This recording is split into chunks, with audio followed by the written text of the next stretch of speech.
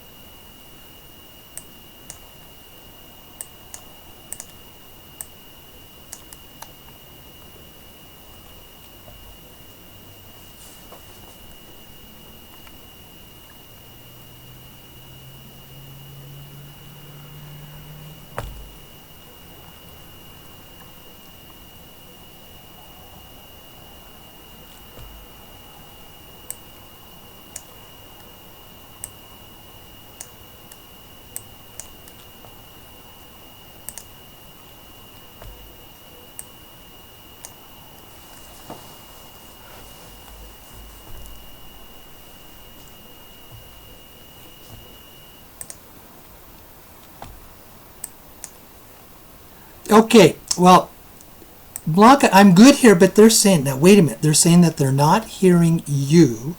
So the folks that are there on the YouTube channel and that are texting, okay, would you do me a favor, send me a message, can you hear Blanca talking? Again, it's when I'm on my laptop, the controls are different than when I'm on my desktop and my PC here at home.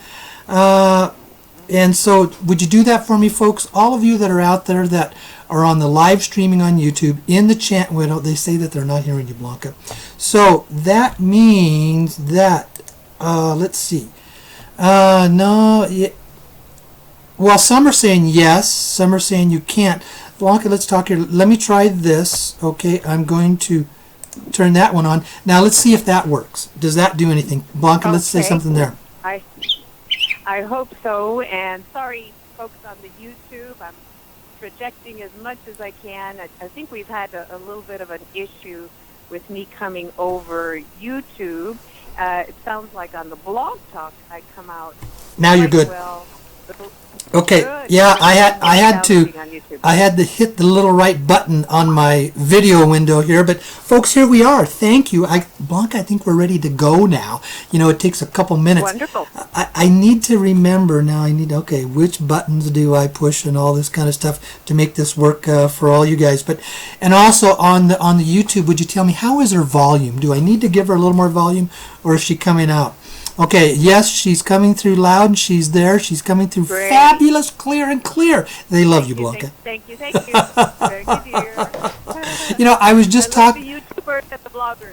Yeah, I was just talking with her. And folks, let me go ahead and make a couple announcements. Okay, remember, we have the workshop in Santa Ana this coming Saturday. I still have plenty of seats available because I doubled the room capacity. And so we'll be somewhere around 150 to 160 people is what we're going to have there. But if you want to be there and if you can make it, I want you to be there. I don't want money to be an issue.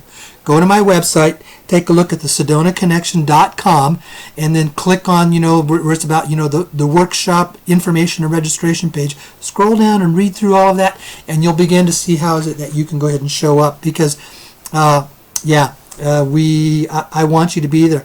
And also remember, I get to say things and make announcements at the workshop that I can't do on the internet. And that comes back to the confidentiality agreement that I have with so many of my sources. And they've allowed me to do that because what I tell you at the workshops, turn your recorders off, turn your phones off. You're not going to record this part of the session. And, because a person had sent me an email saying, well, how do you know somebody at the workshops are not recording you to put on the internet? Well, when I'm on the internet each week, between YouTube and between the radio program and between the videos that I put out in the newsletters, there's 8,000 to 10,000 people that are reading, listening, or watching this every week. I'm only going to have about 150 people at the workshop. All of them have registered. I got their names, address, phone numbers, all that kind of stuff. And if it leaks out, I have a source. I have ability to go back and check where that is. But also, I really express to them, I says, don't sabotage yourselves. Don't sabotage us. That's what allows me to give you this information. I can give you some more specifics. I can give you a range of quotes of prices that you're going to get paid. I can tell you about funding sources, where this money is coming from. I can say those, but I can't do them on the internet. Okay? Now, but with that announcement, yes, I am going to do a workshop in Orlando. I told you on the newsletter that I wasn't quite sure yet. I had a couple things I had to work out. I will be doing a workshop in Orlando on November 12th. By tomorrow night, I will have out the registration, I should say the newsletter that is saying the registration is now open for Orlando. But here's what I want to say, folks. Let me see here. Yes, I'm back from Reno. It was a very good trip. I was able to meet with some what I call, the biggies, the funding people, the money exchangers are the terms that I use with that, and the information that is coming through in them. And you've heard me saying that the money has been moving. It is. And it was last night I got some information that there was a biggie at the very, very, very top. He's had the money in his account for over 2 weeks, but he hasn't had the codes to release it.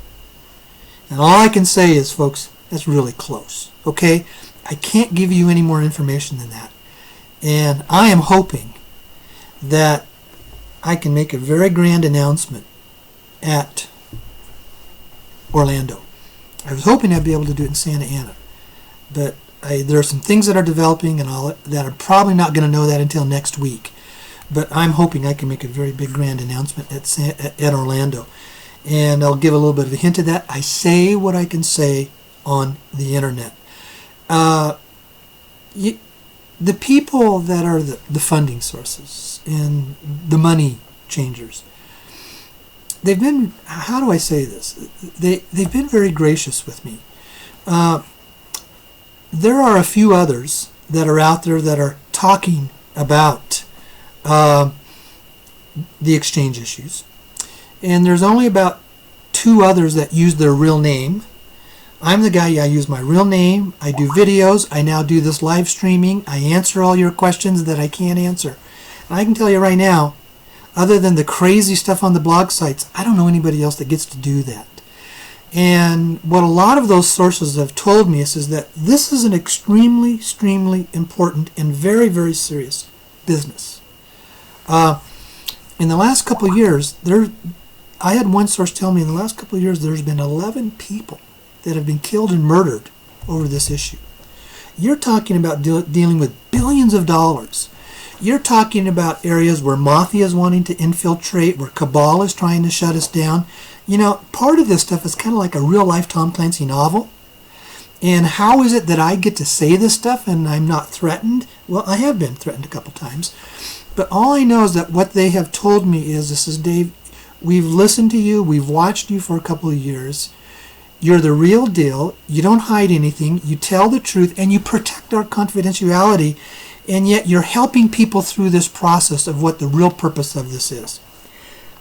This last week, I had an opportunity. Now, I didn't go looking for this. This kind of came to me, and I had the opportunity to broker what was called a whale transaction.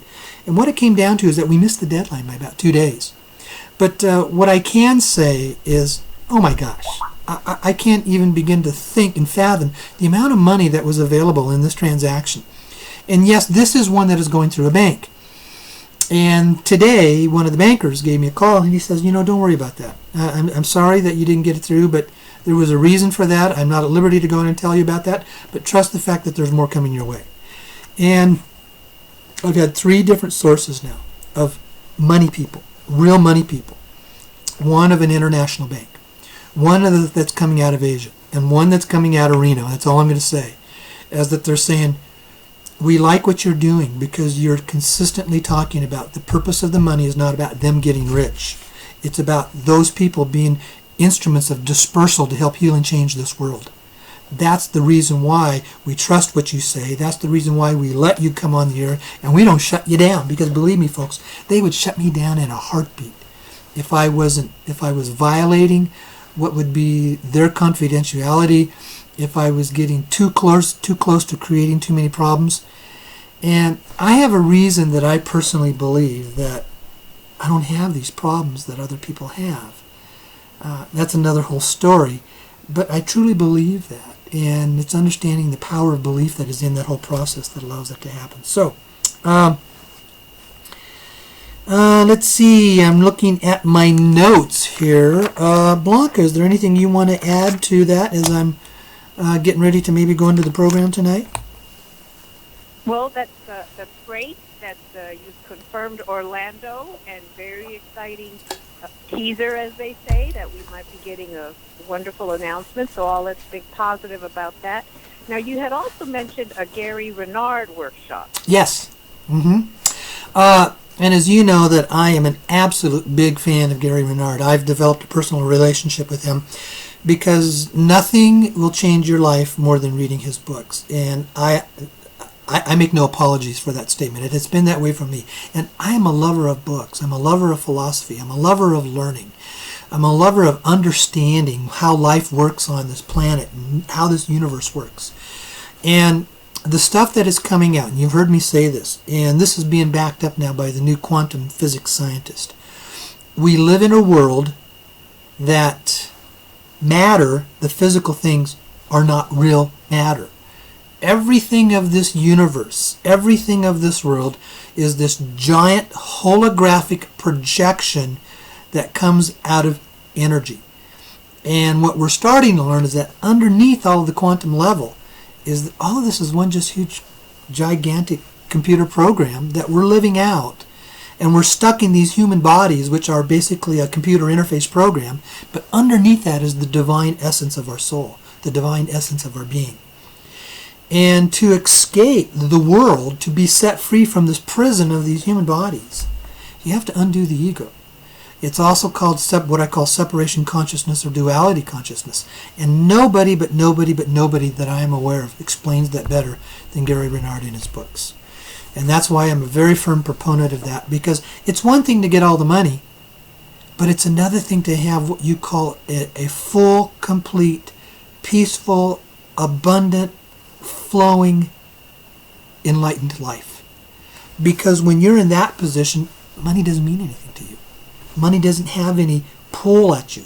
You use it simply as an instrument, as a tool for you and to help others. But the end goal for all of us is to come to that point in our lives where we set ourselves free from this matrix.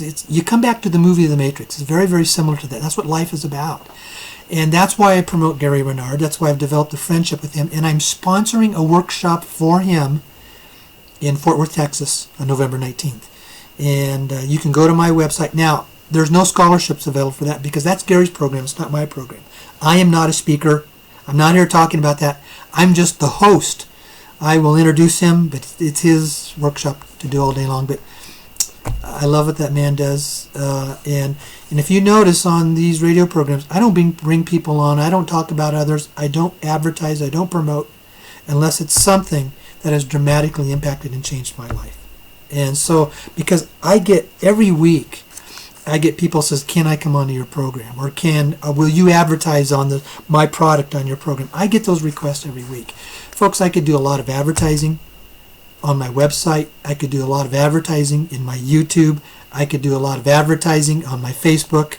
I could do a lot of advertising in my newsletters. I don't, because my desire is to come to you when you're dealing with money. I want to be able to minimize as much as the criticism coming back at me as people think, you're just doing this for the money. I'm not doing it for the money. If I was doing it for the money, I'm one of the most stupidest promoters I've ever met. Okay? If I was doing it for the money, I'd be advertising all over the place. If I was doing it for the money, I'd be charging 2 to 3 times of what I charge at my workshops. I don't do it for the money. It's easy to say it, but do you walk it and back it up with your lifestyle? And I know the money people that are coming through says you do. Because you want to know what? The money people, they have access to these people, you know what is called the NSA? They can hack into all my bank accounts. You really want to know if somebody's walking their walk around money? Get access to their private bank accounts. Look at where do they get their money, where does it come from, and how do they spend it. When you can have access to that, you really get to know what is the true integrity of the individual, and are they walking their talk. And all the people that allow me to come onto the air, that they've said, you do that. You know, I learned that when I was a senator. I learned how to be around money, where people tried to, influence me with their money through their campaign contributions, or they tried to get me to vote on legislation that they would make a bunch of money off of. And I was always very cautious about that. I understood, yes, there is businesses. Businesses go on and businesses do make money. And we live in a world that operates that way. But I also realized I looked for the bribes. And I said, no, thank you. I turned a lot of stuff away.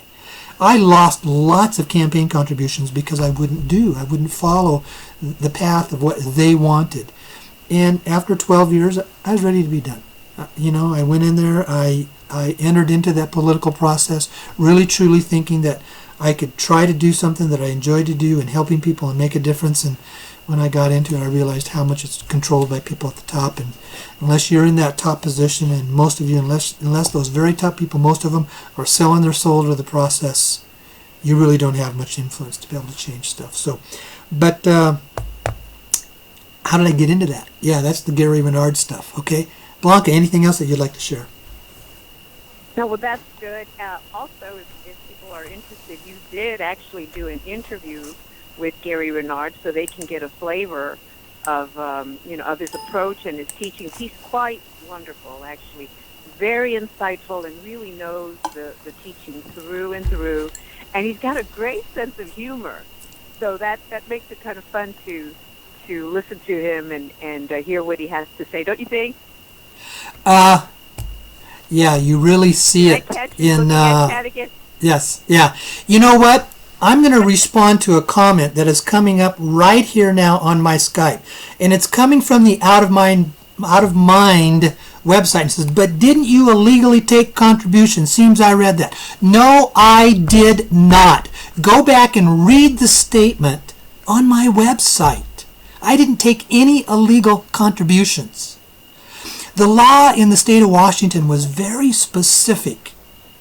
If you lose salary because of your time in the legislature, you have a right to compensate yourself for that loss of income. I would lose about $4,000 to $5,000 a year. The difference was our interpretation of how we interpreted that law, and that's all that I took, and that's all that I did. You can go back and read my response, folks. There was no illegal contributions that I took. I followed that to the letter of the law.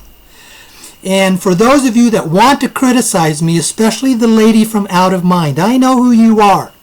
You need to have a responsibility of integrity before you start making statements like that and making statements of lies. Those are lies that you are spreading. Now, Out of Mind lady, I'm going to have a respect and not tell the people what your name is. I won't tell them that you're on my email list. I won't tell them that I know who your name is. And you want to say, but was I fined? No, I was. Let me say yes, because it came down, I had to pay a fine because it came down to a misinterpretation of the law. Go back and read my statement. Go back and read my statement. And, okay, she's giving me her name. Her name is Deborah Payne. And, Deborah, I know who you are. And, Deborah, I know that when I've put out my newsletters to ask for confidentiality on these letters, that you have posted my letters against my request on your blog site, and you have violated the integrity of your name, and you have violated the respect of the 12,000 people who have signed up on my list. And Deborah, I'm going to tell you right here, if you post one or more of my newsletters of the exchange list, I will file charges against you. I will take you to court, and I will take you down because it's not my issue. Deborah, you are violating the integrity of the people who are trusting. So, I don't care if you said you didn't post from your email. You posted, you are the owner of that site, and you posted a letter that I asked people to honor the non-disclosure agreement, and I said, do not post this on any blog sites, and you took it. And 3 times you have posted it. 3 times. And Deborah, next time, I'm sorry. Because, it's called trust. It's called respect.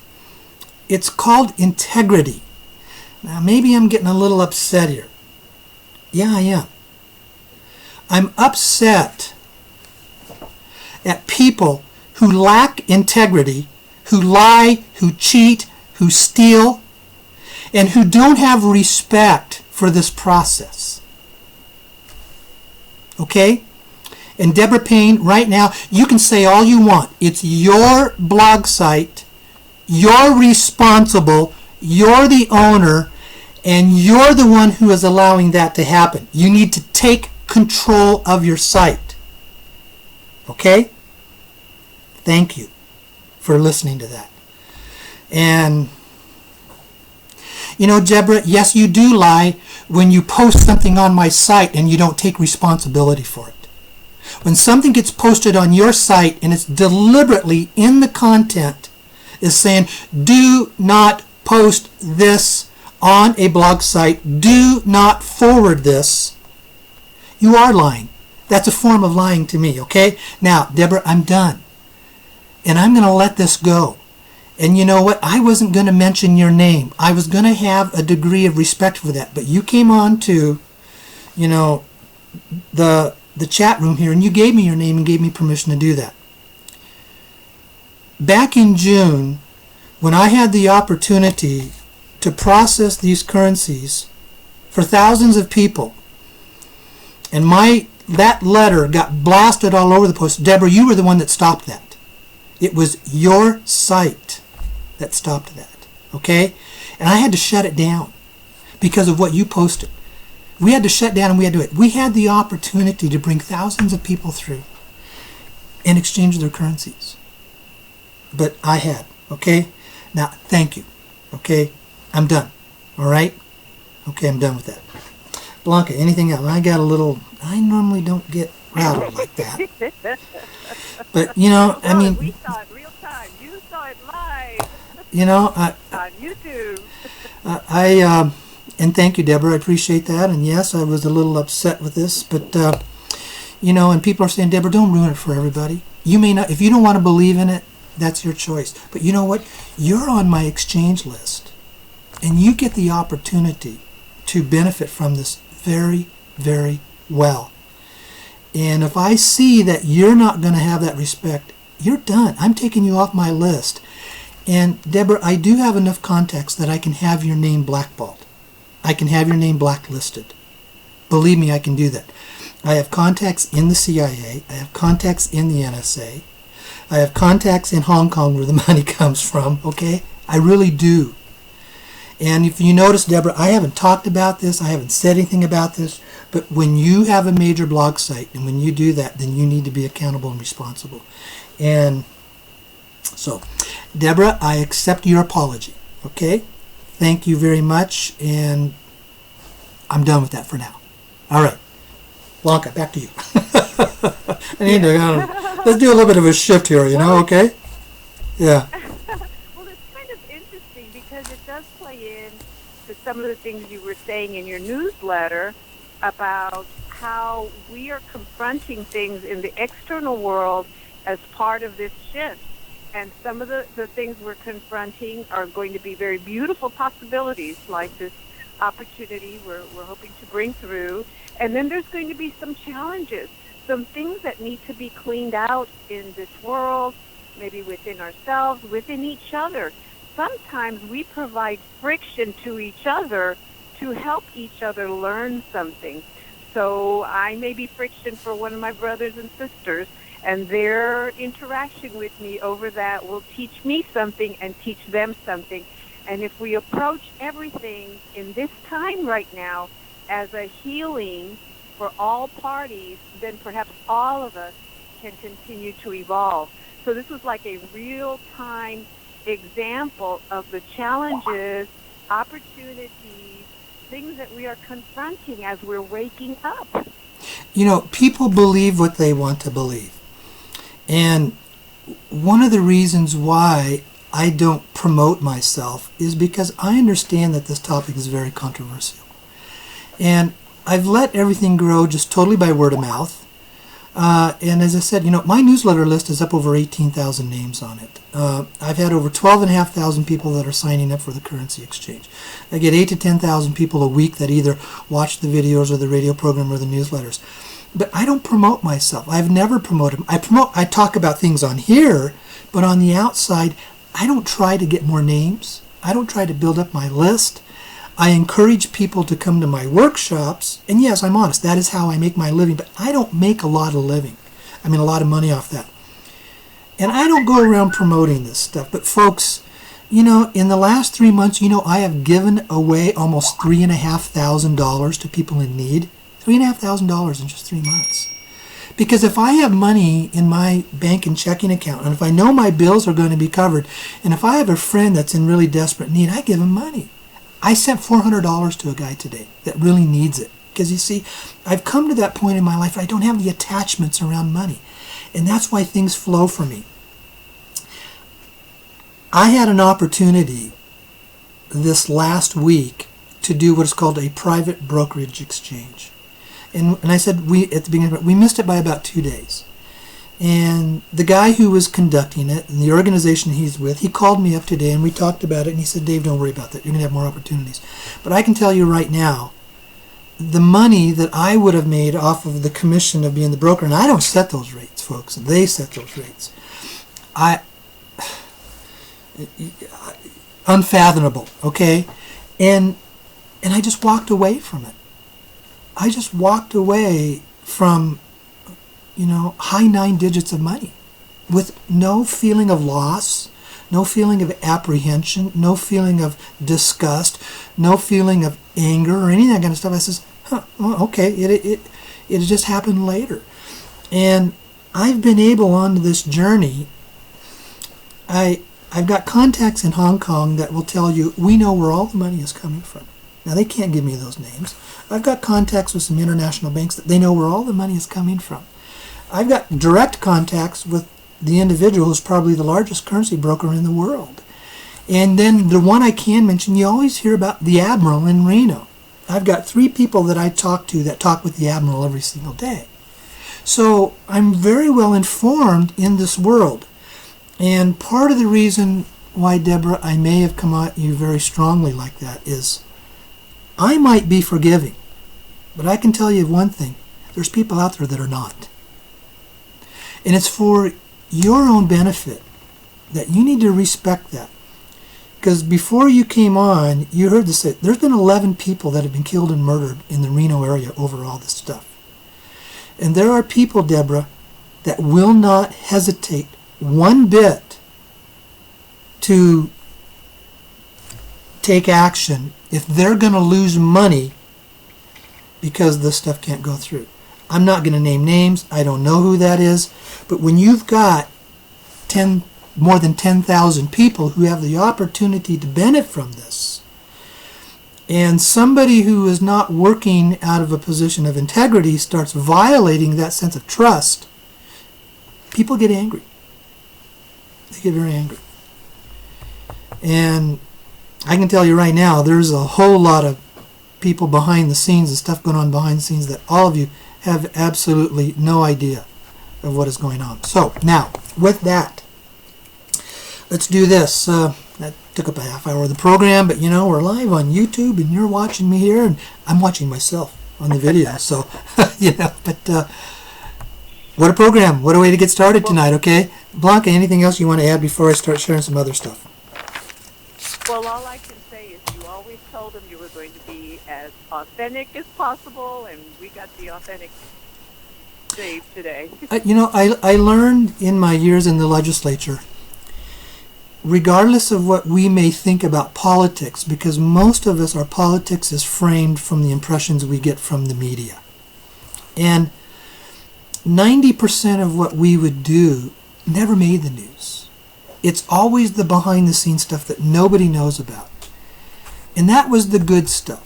That was the stuff where that you learned to trust each other. That was the stuff where you knew you were really helping each other. Nobody got any pats on the backs for it. You just did it because it was the right thing to do. And those were the enjoyable things about being in that position. But after a while, 12 years, it began to wear on me that I says, this is not the integrity place, and I really thought I could make a difference, and I found out it's very, very difficult to do that, because I don't care if it's at your state legislature or it's at the congressional level. You have a very small number of people at the top that control everything. And you've heard me say of 550 members of Congress, there's 5 that run the show, because all those 5 are the gatekeepers, and nothing gets done unless it comes through them and they approve it. So you realize these other 545 in some ways are just seat fillers doing what you call the works of the pawns, and that's the kings and queens on the chessboards, and they're the decision makers, and they're the ones that have the power. And after a while I just said, I don't need this anymore. But there was one thing that I learned, because there is so much that comes at you so fast. At the end of the day, the only thing you really had was your word. Could your colleagues trust you? Was your word good? Could the lobbyist, and there's a lot of very good ones that are out there, could they trust you because your word was good? And then could we trust them? Because we were dependent upon what they would tell us, because if they give us information, I had so much coming at me so fast, I don't have time to go back and do all of the detailed work, the digging through everything. I have to trust what they tell me and go with that. And here's what we learned very quickly. If a lobbyist came in and gave you information and deliberately lied to you and you found out about it, they're blacklisted. They're blacklisted. And they will get blacklisted very fast with all the rest of the legislators, because they realize we can't trust them and we don't have time, to dig through all the stuff. And that was just the reality of the job. So you learn how to work in what is called a trust environment. And you learn how to realize that the only thing you have at the end of the day was your word. And working with each other, that's what we knew. But out in the public, it was just the opposite, because the media doesn't present a fair representation of what really goes on. And most of the public don't care because it's boring, mundane news. And so, the media in the political process always reports what's juicy, because that's what sells newspapers, that's what gives them media attention, that's what gets their ratings up. And it's the same way whether it's on the state level or whether it's on the federal level. And that was something that I learned. So I became very comfortable with being very open, very honest, and telling the truth. And if I didn't get what I wanted, well, that was just the way that it was, because there was always something else that was better. And that's what I had learned in that process. So, all right. Okay, Blanca, I've said this more than once. Anything else you want to share before I go on? I think we're good to go. Okay. Folks, I'm going to share something with you tonight. On the video that I'd put out, it's interesting because this is the thought that's been going through my mind through this week.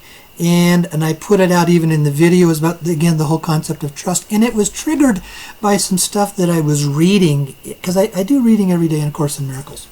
And there's a section in there what is called the Manual for Teachers. Now, you have to understand how A Course in Miracles defines teachers. A teacher is not a formal position. It says every one of us are teachers. You teach what you demonstrate. You teach what you live. You teach how you perceive. And we are all teachers and learners together. But this says that one of the most important, what are the characteristics of the teachers of God? And it says the very first one that it lists is called trust. And it says this is the foundation on which their ability to fulfill their functions rest. perception is the result of learning. In fact, perception is learning because cause and effect are never separated. And it's here in section 4 where it says, the teachers of God have trust in the world because they have learned it is not governed by the laws of the world that is made up. It is governed by a power that is within all of us, but not of us. If you're like me, I've been struggling to get a handle on is that and try to understand why do people believe things that when you stop to think about it in a rational manner or a logistical manner, it just doesn't make sense. And you've heard me say that, the whole concept of Nasara. And I'm still looking for the bill that people said they passed. Now, there was the Nasara about the farmer's implementation. That is totally different than this other type of Nasara that people are putting out there. The Nasara where they say that all 550 members of Congress and the President and the Vice President and the Supreme Court members are going to be replaced by somebody who's going to appoint them. The Nasara that says all of the debt in the world is going to be totally eliminated, which means your credit card debt, your real estate debt, and all that kind of stuff, and somebody's going to come in and pay off all your debt. Those things sound very good until you stop to think through the logistics of how are you going to do that? How are you going to carry that out? How do we do that in a very practical world of which we all live in? And if you think you're going to give $5,000, $10,000, $100,000 to every person on the earth, how are you going to give $100,000 to 4 billion people that don't even have a checking account? And what would they do with it? And then how are you going to get the banks to cooperate? Here was one of the things I learned in the legislature. People would bring in a bill saying, pass this law because this is really good. It's going to create this, do this, and make this work for all the people. And I learned something after about 5 years. I learned there was a few questions that I always asked. Number 1, who's for it? Number 2, who's against it? Number 2, who is the prime sponsor? And number 4, how many supporters do you have? Right there, that would tell me about 80% of everything I needed to know. Because every time you have something that is good, it may be good for you and me. But most of the time, it also means there's going to be losers. Somebody wins and somebody loses. And if there was going to be losers, I had to ask the question, who are the losers? How powerful are they? How much weight and influence do they have? And how much money are they willing to put behind this issue? And I said, before I'm going to sign on to this legislation that you think is very good, and yes, on the surface it is very good, you got to go take care of your opposition. Because if you don't take care of your opposition, this bill ain't going nowhere.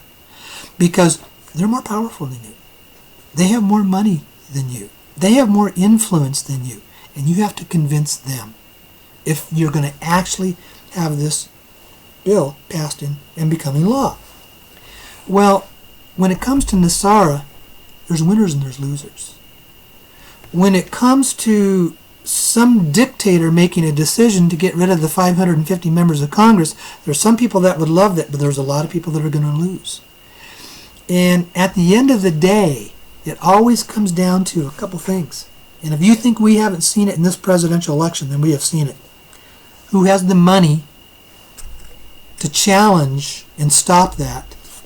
And who has the power and the might of either police or military to stop it? Because we can talk all we want about what is called, the republic and making everything perfect and everything's going to be very nice and we're going to have this perfect form of government. Folks, there's a lot of opposition to this perfect form of government. And at the end of the day, you stop to see when there's opposition and there's differences, it's usually going to come down to who has the most money and who has the biggest guns. Those are the people that are going to use their influence to keep what they want. We can all come down and look at the illustrations that we see in the pharmaceutical industry. We're really starting to wake up. This is an industry that is not about healing people and making people get well. This is an industry about keeping people dependent upon their prescription drugs so they can make their money. We know that free energy sources are out there and the technology is there. But it's not about bringing in free energy. It's about the power and the money of the petroleum industry and the energy industry that keeps stopping it because they become obsolete and they are no longer needed. It's about them using their power and their influence to keep making their money. Former President Carter is getting to be well known about some of the statements that he is making. He says, we no longer live in a democracy in America. We live in what's called an oligarchy. We live in a country that is ruled and controlled by the power of the money people and the corporations. And bills and laws are passed that favor the corporations to make their money, and they operate not for the people, that they make their money at the expense of the people. And so that's what we're beginning to see. That is what is beginning to develop. And that is what we have turned into here in the United States. So it's no longer about doing what's right for the people. It's about power. It's about control. And through all of it, then that creates a resistance that comes from us. We begin to resist that. We begin to think that I don't trust the banking system. I don't trust the political system. I don't trust the medical industry. I don't trust this world. Now I want to come back to this comment. Real trust, it says, the teachers of God have trust in the world. What does that mean? They understand, in conjunction with the teachings that are there, is the world that is out there is not a world that is doing things to me. It is a world that is coming from me.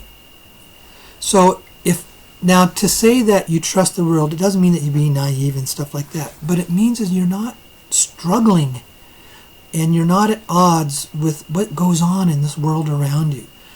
You're not finding your mind and your thoughts constantly dominated by all of the crazy stuff that's going on in this presidential election. You don't worry about all the killing that is going on overseas. You don't get caught up around the abortion issue on one side or the other. And you don't worry about chemtrails, because when you take that on, then you're taking on and making that real to yourself. And what you're saying is, I don't trust this world that is out there, because this world is creating havoc for me. This world is creating chaos for me. This world is creating all kinds of problems for me, and I don't like this world. What it is that we never will truly come to a place of peace that is within until you can come to understand and accept the fact if there's a problem that is out there, it's coming from within here. It comes from within all of us collectively. We are the collective problems that create the world. If we don't like the political system, we want to blame the politicians, when really all they are doing is mirroring back to us what's happening inside of us. We don't say these things and do these things with our conscious minds. It's what comes out of the unconscious minds. Because the unconscious minds is what predicates our thoughts and our actions and what we do and how we react and what we think. And so it's inside of us that the real problem lies. And in this next statement it says, the teachers of God have learned that the world is not governed by the laws that the world made up. This world isn't controlled by the things that we made up. It's governed by the power that is inside of us. So the question is, what is coming out? Is it coming out as light or is it coming out as darkness? It was about 6 years ago, I can remember that I was going through a point in time in my life, a huge shift and transition, and I was really beginning to wake up of what was going on around me in this world. And I realized I didn't like it. I didn't like what was happening in my world. In fact, I was mad and angry at this world, and I'd found myself mad and angry at God. And I can remember it was when I was living in the Seattle area, and it was October, and it was 2 a.m. in the morning, pouring down rain, 42 degrees. And if those of you who live in the Northwest, there's nothing worse than cold rain. And at 2 a.m., I'm walking outside, pouring rain, getting drenched, getting cold, getting soaked, and screaming and angry at God. It says, I'm tired of this world.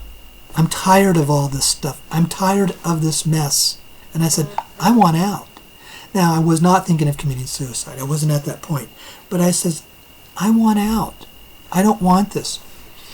And I had a friend of mine, this lady, she was doing some work with another lady who did what was called angelic readings. And we were all talking about what was this ascension process. Were we going to ascend?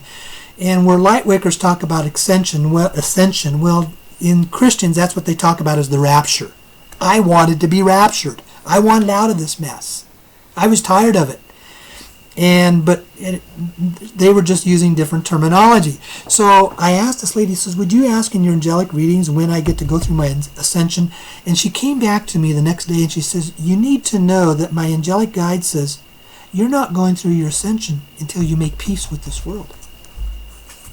She says, you can't escape this world. It's not good. It's not a matter of escape. It's about an issue of coming to peace with it. Coming to peace that the fact that it doesn't have power over you unless you give it. And when you come to a place of peace with this world, then peace will come to you.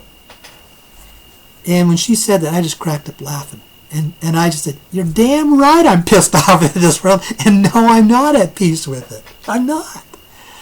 But that was a turning point for me. That was one of those turning points that I realized I needed to do my work on myself. And it was shortly after that also that A Course in Miracles and Gary Renard's books just started exploding to me. And that's why it's been the most influential change in my life, to be at that point. And I've come to that, and I still have things I need to work on, of course, but for the most part, my life is a very peaceful life. I love what I do here. And it was really reflected again when just last week, I had an opportunity to have very large 9 figures money coming into my bank account. And I was at total peace. Because I thought, so what? If that's going to affect me, then I'm choosing to let it affect me. We learn to trust this world. We learn to become at peace with this world. We learn to become at peace and trust regardless of what's going to happen out of this crazy presidential election coming up in 2 weeks. We learn to come at peace no matter what people are writing on the blog sites. We learn to come at peace regardless of how much money we're going to get. We learn to come at peace because we realize we can be conduits to give it away and to help others. And you truly begin to experience it's better to give than it is to receive. Because that is the thing that really begins to change your life. And we begin to realize outward circumstances aren't what brings peace. Peace only comes from within us. And it's learning how to resolve those inner conflicts and work through all that process. And that comes down to an issue of trust. And when you say that you don't trust the world, or you're not trusting what's going on out there, what that really, and this is for all of us when I say this, what it really comes down to is when we say we don't trust the world, what we're saying is we don't trust ourselves. Because we are the ones that are creating what we're experiencing. Man, folks, quantum physics will show that to you left and right when you understand it. The world we experience is the world we are creating from what is coming from within us on the inside of us. And that's why everybody experiences it differently. And that's why some people have totally different perceptions of how they can view something.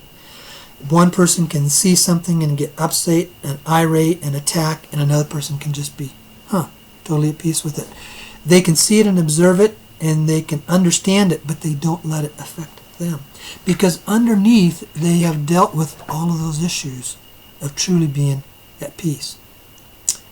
Trust is a big part of that. And it's learning to trust ourselves. Because see, when we don't trust the world, it means deep down inside we have this lack of trust in ourselves. We don't really believe in ourselves. We don't really believe that it is possible. When this money comes forward, some of you are ready to handle that kind of money. Some of you are not. Some of you got some things you need to work through. And what I would say is that when it comes forward, stop and tell yourself that I can trust myself with this. I can trust myself to make the right decisions. I can trust myself to help people. I can trust the fact that I won't get greedy. I can trust the fact that I'm not out to be more powerful. I can trust the fact that I'm not out to show the world, look at me, look how good I am because I have all this money. The money is only an instrument, a tool. That's all that it is. It's an instrument, a tool that we are getting to step into because we as a collective of the human race are ready to go through a change. We're ready to go through a change to change this world. But always, the change is always a change that comes from within. I had an email today, and I want to read this to you. This lady didn't ask me to read it on the program tonight, but I'm not going to mention her name. But yet, it was something that was extremely important. Let's see, where did that email go? Oh my gosh. Let's see. You know what? Did I accidentally delete it? Because all of a sudden, let me go to my delete file. I can't find it. Oh, no. Oh, here it is. Oh, this is funny, folks. I had this email prompted right up there. Let me tell you basically what the content was. Did I miss? Thank you for being patient. Oh, here it is. Thank you for being patient with me. I put it in the wrong folder. Let me read this email. It says, I'm wondering how the exchange will take place in your group. I'm not willing to give my currency to anyone other than the bank where the exchange will happen. I feel I have enough that I don't need to go through any group to do my exchange. I only signed up because I thought you would be distributing the 800 numbers to call. If I'm wrong, please let me know by replying to my email. And she says, I believe God is with me, in this with me, and the many who want to help others in the world to make it a better place for everyone. And, and folks, that's a very, very honest question that she has. And the reason I'm bringing this up in the issue of trust is she's saying, I don't want to give my money to anybody except a bank. And I'm going to explain this to you as it's being explained to me from the money sources. If you want to be in a position to have 6, 7, and 9 figures money to give away to other people, you're going to have to go through a private exchange. That is not going to happen at a bank. It's just not. Banks aren't going to be doing the 800 number process out of the goodness of their heart.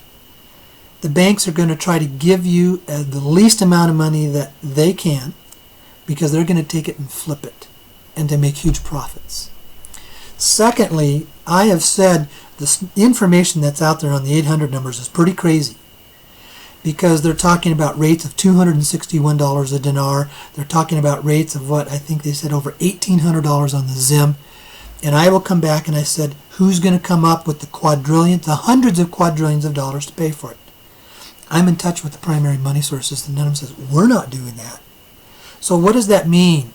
That means that they're making statements that aren't very accurate, but the people continue to trust and believe in us and think it's going to happen that way. And first of all, folks, I'm not doing 800 numbers, okay? But what I am saying is that if you want to be an instrument of helping to shift and change this world, then to a certain degree, you're going to have to trust the process of the private exchanges. I'm aware of over 20,000 people that have already done that are in the first round, and there's probably a lot more. They trusted the process. They trusted the fact that they had to turn their currencies over. They had a legal contract. They went through extensive paperwork and signing up for it. And they had recourse, legal recourse, if the person who took their currencies in did not deliver. And all that was spelled out in the contract. But all of the people that are what I call the money changers in the private exchanges are saying, this is the only way it's being done. I had a guy, one of the money changers, tell me, I had a whale come into me, and he wouldn't trust the process. And because of that, he walked away from $35 billion. Walked away from it. And he thinks he's going to be able to take that money into a bank and the 800 number and get his $35 billion. Folks, that ain't going to happen. Now, I cannot say that I'm absolutely 100% correct on this, But the information I'm getting, if you get an 800 number, if you notice what the recent ones have been saying, that it's all going to be completed within 96 hours, that's 4 days. You're going to have 4 days to go in and exchange out. Folks, they can't get through that process with 50 to 100,000 people in 4 days.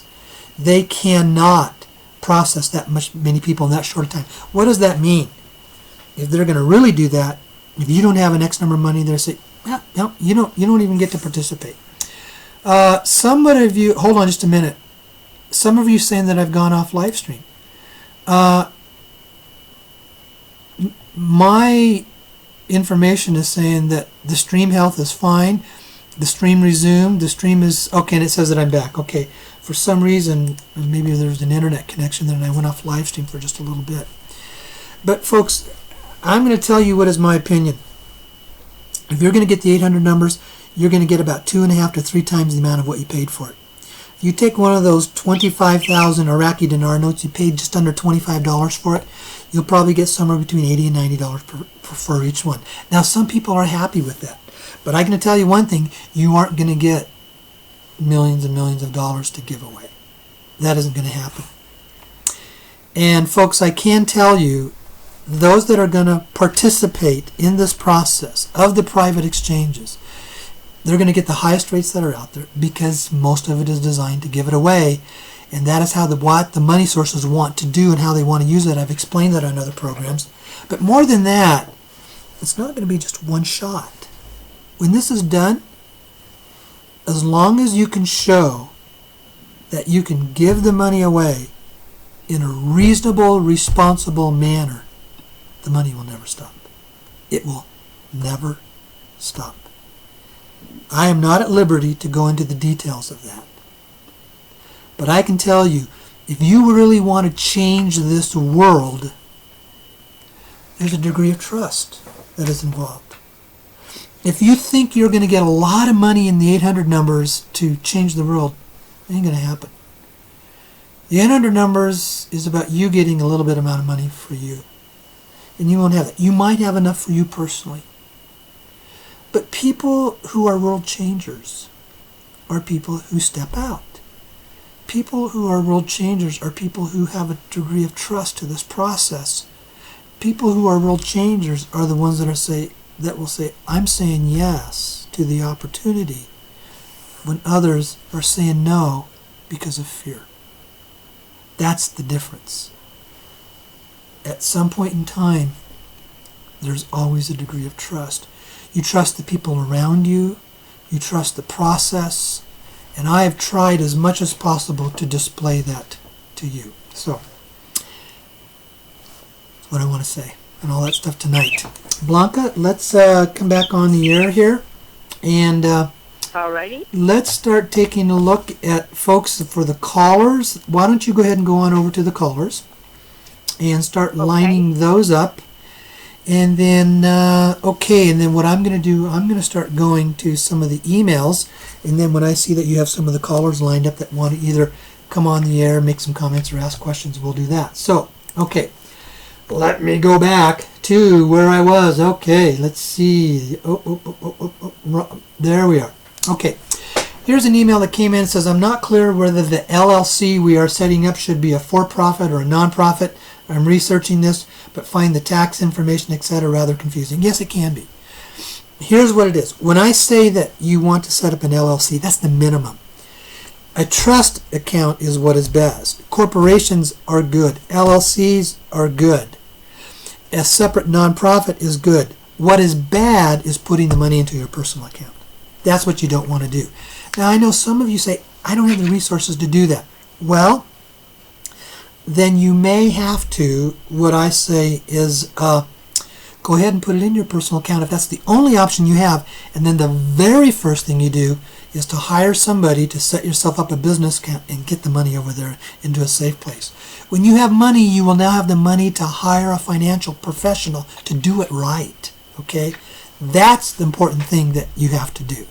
And you have to be willing to do that right. Because if you leave it in your personal account, I can guarantee you, many of you will become targets. There are predators out there, folks. There are predators, and they will look for the weak links of who to go after. And the weak links to go after are the people that have put this money into a personal account. Okay? All right. I'm going to go to the first caller. His name is Kirk. He's from area code 650. Kirk, you on the air? What can we help you with tonight? How you doing, Dave? Good. Good.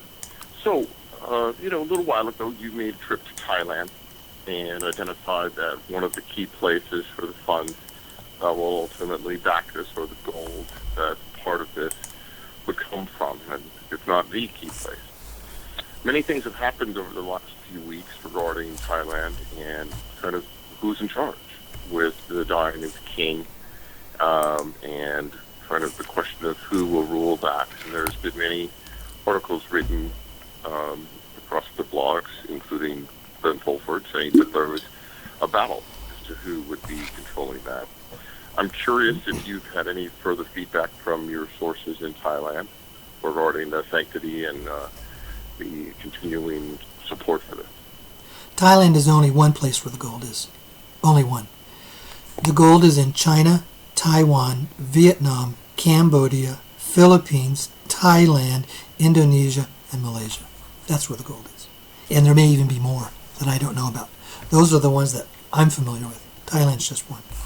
So I don't think what's going to happen with the new king of Thailand coming in, that I have no idea what impact it's going to have. I think it's going to be very minimal, if anything at all. Because, see, the gold is not given away. The gold is not moved. The gold becomes collateral for the funding that is going to come out. And the vast majority of all of that funding is already established. It's already in place, and it's already got gold that's collateralizing it. Is the Thai gold a part of that? I don't know, but I really don't see that as being a problem because it's only a small part of everything that's out there. Okay? All right, very good. Thank you very much. All right, thanks, Kurt. Okay. Everything else seems about the same, so alrighty. Let's keep this going. Thanks. Okay. All right. Thanks. Okay. Bye-bye. Yeah. Okay, I'm going to go to, let's see, Blanca is still queuing up some folks, so I'm going to go to another email. It says, in your opinion, that the first round private groups will be completed with spendable funds. Is it your opinion that the private groups will be completed with spendable funds before Thanksgiving or Christmas? I did address that last week. Round one money will almost certainly be available before Christmas. Round two will not. Some round one money has a very high probability of being available before Thanksgiving. And with that, I can say that there's 4 tiers, 1, 2, 3, and 4. Now I'm going to tell you how I understand it. Tier 1 are the sovereigns, the governments. Tier 2 are the whales. Tier 3 are the folks like you and me. Tier 4 is going to be the 800 numbers. Okay?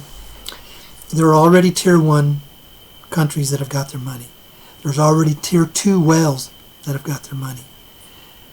Tier 3 is extremely close. Yes, something could come up that might stop it. As of now, I don't know. But the information that I'm being told at this time is most of Tier 3 is going to be done for the first round before Thanksgiving. And most of it, some of it may stretch out and go all the way into December in the first couple of weeks. But remember, that's only an approximation. None of this exact. It's always subject to change. That's coming from the information that I have at this time. Okay? All right. I'm going back to the callers. And I'm going to a gentleman by the name of Larry from area code 516. Larry, you're on the air. What can I help you with? Hi, Dave. How are you today? Good? Good. I suppose, right? Okay. Just a few things. One of the things is that we have a project that's already in place. Okay, my project, we've already had it going on for a while. We started this back about a year ago. We have an arrangement with, already have the full arrangement with the city of Kansas City for 8,000 units for affordable housing. And my project is already in motion. And I have to do a lot of traveling. And all of your dates for your seminars, contradict everything that I have in my plan. Like, you're going to be in Orlando on the 12th, and I have a plan to be in Melbourne, which is about an hour away, from 18th to the 28th. I also have other plans to travel to Phoenix, and I have to meet with a partner in Phoenix. He lives in Phoenix, and then go to San Francisco. Okay, I'm going to be in Phoenix on the 2nd and 3rd, and I was wondering. I mean, if it was possible for us, I could shoot you an email. We could have lunch maybe on the 3rd, because I'd like to talk to you a lot about what we're doing. And, I won't things about the Jason Society. Yeah, I won't promise that, Larry, because I get too many requests for people saying, "Hey, we're going to be in Sedona, and I'd like to have lunch or breakfast with you." And I can schedule myself out with conflicts. I need to keep, for the broader perspective, I need to keep my schedule flexible. And what I say is, get in touch with me, 2 or 3 days before you're going to be here, and I'll look at my schedule at that time to see if I'm available. And if I am, then yes, I will, because I have lunch or breakfast with people about once a week when I'm here in Sedona, and sometimes I've had as many as 4, in a week. And so, but I just can't make that commitment that far out. So. Right. Now, one of the things I'd like to ask you is about the Jason Society. I don't know if this would be better off radio, like if we could have, rather than us meet, that we could have a conversation off air at some other time, like when it's convenient for you, because I think I was contacted by the Jason Society in 2007. I don't know how they contact people, but it sounds a lot, when you talk about them, it sounds an awful lot like the people who tried to recruit me. It's very strange. And if I could talk to you off air, I would explain to you the personal aspects of why they would even do that. Well, that was 9 years ago. And I can tell you, this is one of the most quiet and secretive organizations in the world. And that's what they said. But remember, there's lots of imposters.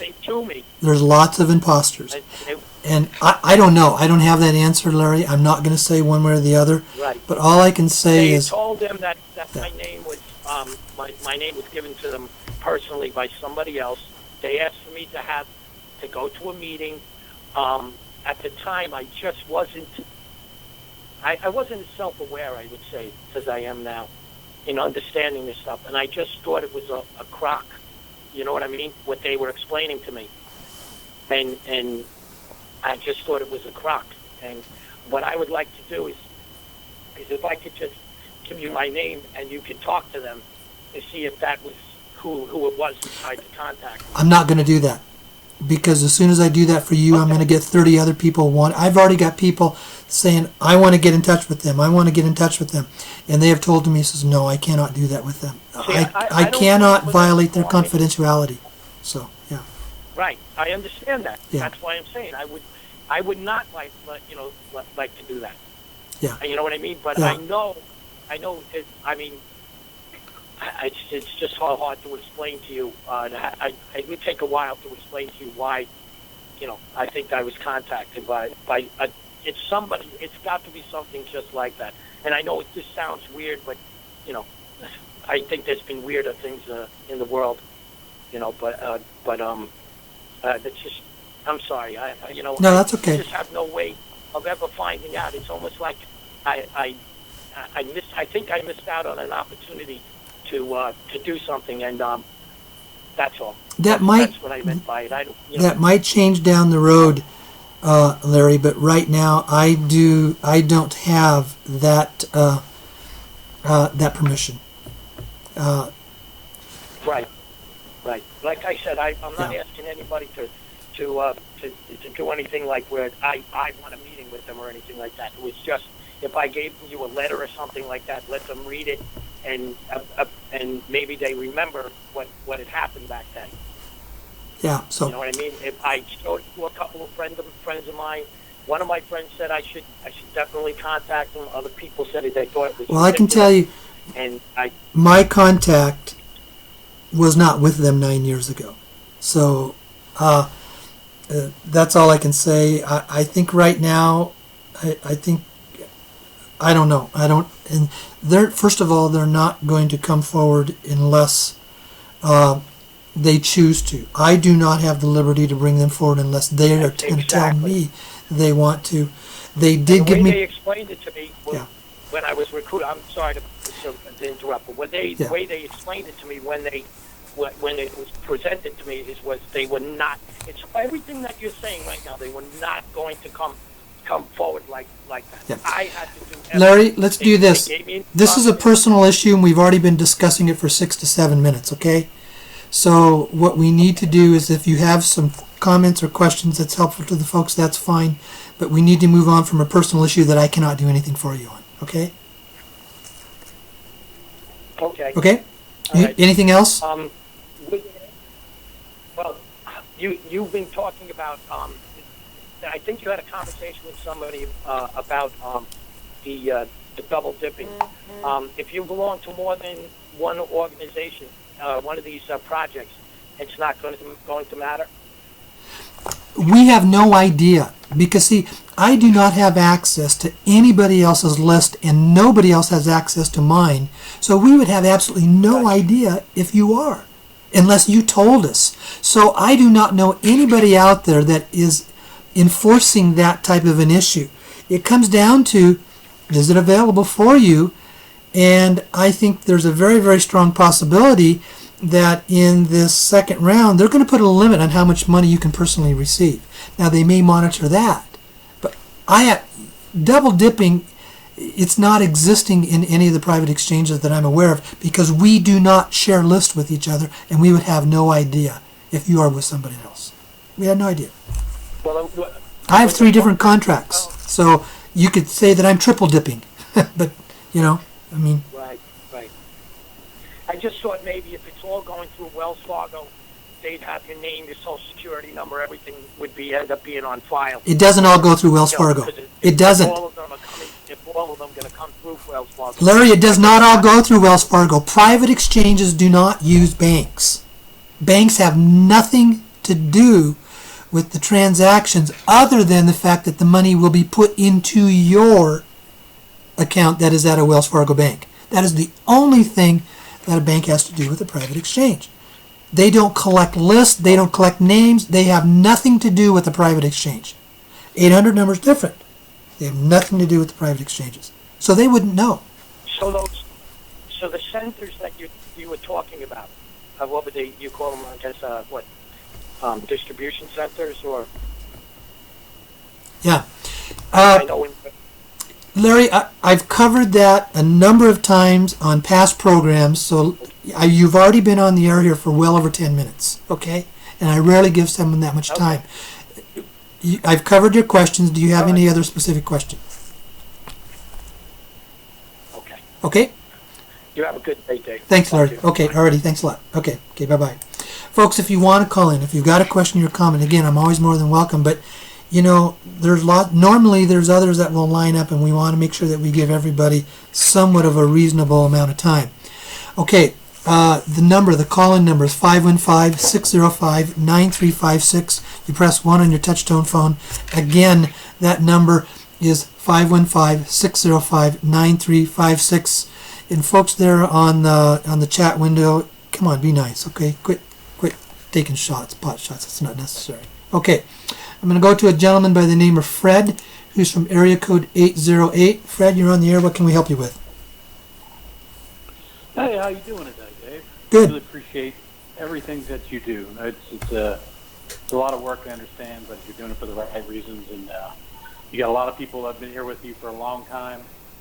You were the introduction for me to find my initial private group the first time, and I just love you. I got to say, thank you so much. It's really great. I did have a question and possibly a comment too. We were talking about this duality concept of us living in different dualities, really coming to trusting ourselves and being at peace with ourselves and being at peace with this world. And I went through the same thing that you said, where you were screaming mad at God once. I mean, I know many of us have. I was there and I found my peace. And it's amazing. As soon as you can find that true peace, as soon as you turn that energy around, the vortex that you're in, everything, and align with just with the energy that is working for us, is towards us, and with us, everything turned around for me. I mean, I had a car, I got a job, I had a place to live when I didn't have any of those things. So I have to agree with your power, with your belief in that power of thought and really changing the way that you look at things, because it's really truly important, especially in something so wild as this. And I was, that's one of the things you were saying. You were saying earlier, we live in a practical world with rules and practicalities, and then also we live in, a quantum world. We're living in a spiritual world and, matrix-like world and all this different stuff.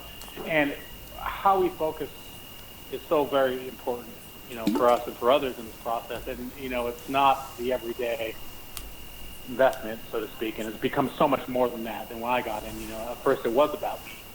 And then, I always wanted to help, but at first it was about me. And now it's so much about helping all those around me, close to me, in different communities. And I'm really excited about where we're headed. And I did have a comment about something that you said, I think last week, or maybe it was last night, I'm not quite sure, about where we're sitting, especially with the round one stuff, as far as the people at the top, making sure that it's safe for us.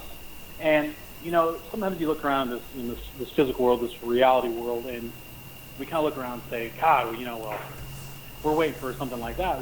How do we know that, these kind of systems are ever going to be safe? But that's where the truth, and the trust and the faith comes in. And you were saying also that you think, and, obviously everything's subject to change. We're in here. This is for humanity. It'll happen in the perfect divine timing for us all. Fred, do you have a question? Do you have a question? You've been talking for about 4 minutes. Yeah. Okay?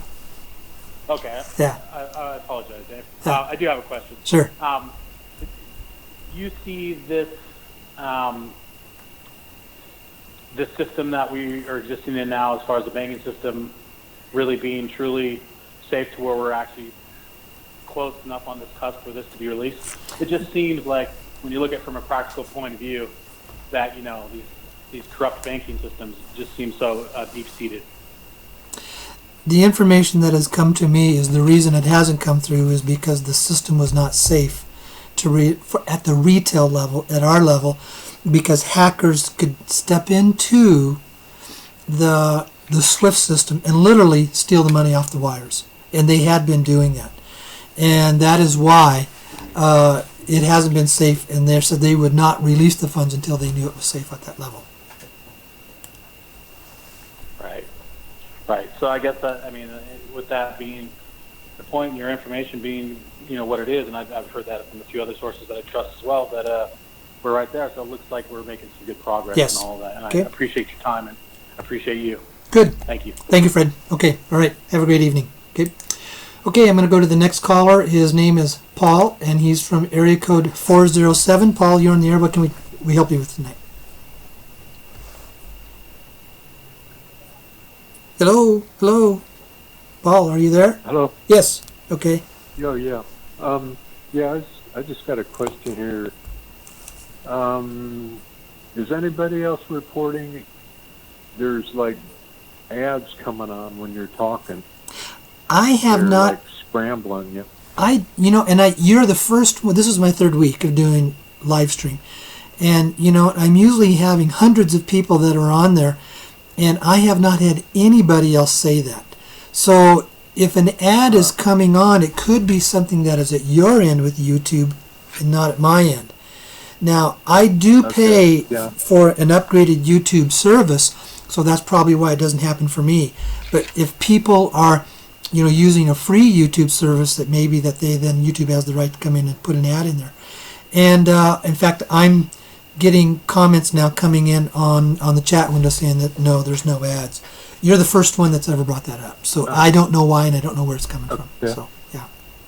Okay, I'll restart my computer. Yeah. Maybe something else is on there. Yeah. Okay, that's all I had. Okay.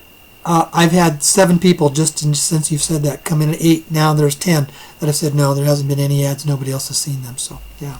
But thank you. I'll watch for okay. that. I'll watch I'm that just on the to be aware of radio it. Okay. program. I'm Yeah. not on YouTube. Yeah. Okay. Good. Okay. Anything else? All right. Okay. No, that's it. Great. Thanks a lot. Thanks for all you do. And Paul, thank you for calling in and letting me know that. That's really helpful. All right. Okay. All right. Going on to the next caller. His name is Otis from area code 702. Otis, you are on the air. What can we help you with tonight? How you doing, Dave? Good. Good, sir. First of all, I want to thank you for your knowledge and information you give us from the access to your connections. And my question is concerning your seminars. I hear you go all over the world. You're a well-traveled man. You've been every place but Vegas, and I'm feeling a little offended. Unless I missed you coming here, I'd like to know when you will be back. I have not been to Vegas for a workshop. I am thinking about that as a possibility, but then, I usually have to go through a central location. 40 to 50% of the people travel for 3 or more hours if they don't fly to my workshops. I've had some people drive 2,000 miles, to come to one. So Southern California is fairly centrally located for the Southwest area. I do Southern California. I do here in Sedona. And, Sedona is only about, 4 hours, 3.5, 4 hours from Vegas. Southern California is, 3-4 hours from Vegas. So it's very easy that you could drive to either one of those. So, and that's I guess we'll have to make plans, because you did make it to Reno. I said, now how did you get to Reno and skip past Vegas? Well, I didn't do a workshop in Reno. I went there for business to meet and talk with some folks. Okay. So, yeah, no. All right, well, if you happen to come to Vegas, let me know via your conference calls. If not, I will make arrangements to get to you best way I can. And I do thank you for your input and your help, sir. Vegas, baby. Yeah, I always enjoy going there. Yes, sir. So, Yes, yeah, I've got some good friends there. All right, Okay. thank you. All right. Okay. Thanks a lot. Okay, so let's see. All right, Blanca is queuing that one up. So let me go to an email, and excuse me. And this one, I've covered this stuff before, but I'm going to go ahead and say this. It says on this big bank that you went to in Reno, Nevada, and you talk about, can you give me the address so we can call the bank and make arrangements to go there? I didn't meet with any banks, folks. I never said I met with any banks in Vegas, and I want to be very, very clear. And the reason I'm bringing this up is, in a private exchange, they are private contracts, and no banks are involved. If they are, they're basically an intake group that's flipping the currencies, okay? That is about the only place that a bank is involved in a private exchange. The only thing that you're going to have in a bank is your personal banking account. You've got funding sources that are predominantly coming from Asia, and that is coming through different, and I use the term because I don't want to expose them, what I call money exchangers that are doing this process, and they are the ones that are exchanging the currencies, and you have contracts to protect you through that whole process. It's not just something that you're just going to walk in and be able to get your money. And I also want to say one of the reasons on that note is I was in a conversation with some folks last week, and there was an exchange center. Now, this was designed for the whales. It's not for us everyday folks. And there was an individual that brought in 4 billion dinar, and it was all counterfeit. Every single bit of it was counterfeit. And not only that, they had to do a security background investigation on the individual, and he didn't pass that compliance. So you had basically a person with a criminal background that was trying to move 4 billion counterfeit dinar. You can believe that everything in the private exchange, they have to put these through the Delarue machines because there is a lot of counterfeit dinar out there. One of the most common questions that people ask is this: how do I know if my dinar is counterfeit or not? If you purchased your dinar through what is called an authorized broker over the internet or some of the others, and that this broker is registered with the U.S. Treasury, then you can be 95-99% certain it's not counterfeit. The counterfeit stuff is the stuff that is going on out there in the drug world. And the stuff that's mostly going to be counterfeit is the stuff that's going to come through in very, very large volumes, not the small stuff. When I would say 1 million, 2 million dinar, when I say that's small, okay, something of that nature. But at some point in time, see, that's why you can't expect to just walk in an 800 number, give your currency to the bank, and walk out. because they're going to have to authenticate that currency. They're going to ask for your receipts. They're going to ask for a proof. Where did you get this? Because, as I said, there's a lot of counterfeit dinar out there. And if they just take your currency without running it through the Delarue machine, and they've given you the money, guess who takes the loss? That's a big loss, folks, for a bank to take. They can only have that happen a couple times. And so that's why this process is not as simple as what the people are relaying to you on the blog sites about having an 800 number, and you think you're going to go in there and they're going to, there's a 96-hour limit and you have to get in there and get it done and get out. The bank has no security. They don't know who you are. They don't know that you may be a drug dealer, a mafia person, or who knows what, and they don't know if you're pushing counterfeit dinar. See, they have to protect themselves in this process. So that's why there's some really strong logistics about all this. And also, I don't know who. Here's what I can say. You can be fairly well rest assured if you've purchased your currency from a broker that is listed with the U.S. Treasury, you're in a pretty safe place. That's dinar. The dong, you can be safe, certain that it's all good because all the dong comes through banks. You see, the dong is a currently tradable currency on the open foreign exchange market. The dinar is not. The dong is going to be safe regardless of where you get it, but you're still going to have your receipts. I am not aware of any dong out there that has been counterfeited because all dong comes through banks, and the banks are going to make sure that they're not moving counterfeit dong because they could end up with huge lawsuits against them if they did. Okay, now let me go back to the callers. We're going to a gentleman by the name of Marco from area code 949. Marco, you're on the air. What can we help you with? Hi, Dave. Well, it's related with what you're just talking about, the dong and the dinar. And my question is super quick. It's which one would be better in rate, like the dinar or the dong? Well, we're going to have more for it when this came through. Well, I can tell you what is happening now in the private exchanges. And this is just my opinion, you can do whatever it is you want to do, but I would say forget the dinar and go with the dong, because it is going to give you a much, much better rate of return on what you are spending for the dollar that you spend. And secondly, what if all this falls apart and nothing happens? You've lost your money with the dinar, but the dong, you can take it back to the bank and get your money back. The dong is much, much, much safer because it's an open tradable currency. And you purchase it from a bank, you can exchange it at a bank if nothing happens, and in the private exchanges it's giving you a much better rate of return. So I would say forget the dinar, go with the dong. But that's your choice. If people want to do dinar, that's up to them. That's whatever they want to do.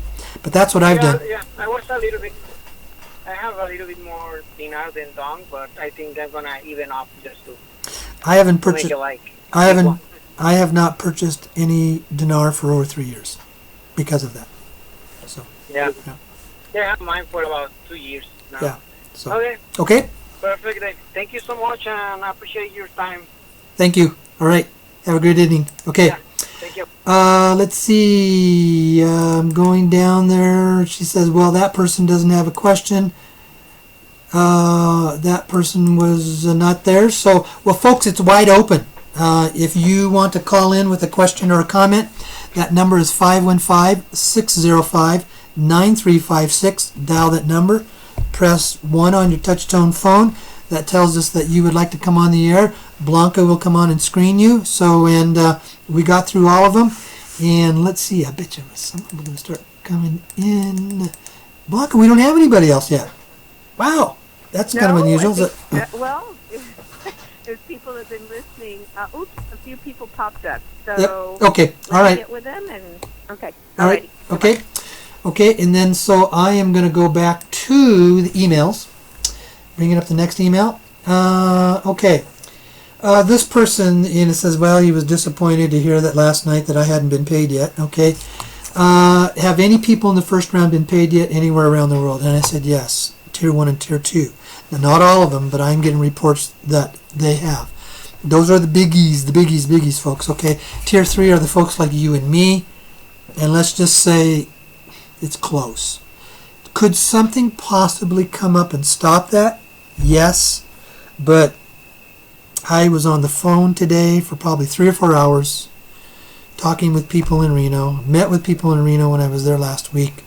I've been on the phone talking with people in Hong Kong, and it's very, very, very close. That's all I can say, and I am not at liberty to go beyond that. So, okay. His next question, let's see. I'm not even going to go into that because that is a question that is so technical and so confusing that most of the people, it's not relative to what we're doing on here. So, okay. So what I'm going to do is I'm going to go into the next email. Okay. That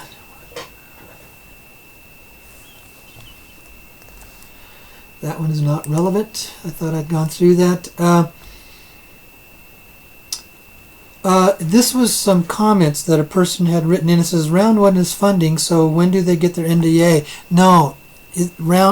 First of all, I don't have anything to do with round 1 other than my own personal stuff. And what I have said to you is that when we start in the process of round 2, the very first thing and here's the steps in the process that this will go through. Those that are on my list, and right now that list is about 12,500 names, I'm going to send you an NDA form that you're going to sign, and you're going to agree that you're not going to talk about this outside of certain parameters that are listed in the NDA. Now, it's extremely important. Don't get so bent out of shape about an NDA, a non-disclosure agreement. It's designed for our protection, yours and mine, and everybody else that is participating. You will basically send that NDA form back and saying, okay, I agree that I am not going to talk about this anymore outside of people that are not participating. Once I get that back, then when the time is right, I will start sending out all the forms that you're going to have to fill out. You're going to have to do what is called a CIS. It's a client information sheet. You're going to have to give us information of what bank account you want the money wired to and other things that are in there. And all of these documents are going to have to be either notarized or you're going to have to use a blue ink thumbprint. You're going to have to sign them in blue ink to make sure that they are authentic and they are yours. When we receive the documents back to you, and we will set this up in an automated format so that you don't have to mail physical documents in, you fill them out in a PDF form and then you upload it, and then we will go through all of that and we will make sure that all of your documents are correct. Once we have notified you that the documents are correct, that's when we can say you can now send in your currencies. You're going to list on a sheet of paper all of the currencies that you're sending in. I have X number of this denomination of this currency, X number of this denomination of this currency, etc. So that you know that you counted it by breakdown and that you have your amount. And the very first thing then we receive that is we log you in, and then immediately 2 people are going to count and verify that currency that it matches what you sent to us. If it does not match, we're going to call you or send it back to you, one of the two. And we're going to tell you it does not match because we're not going to take the responsibility for the non-match.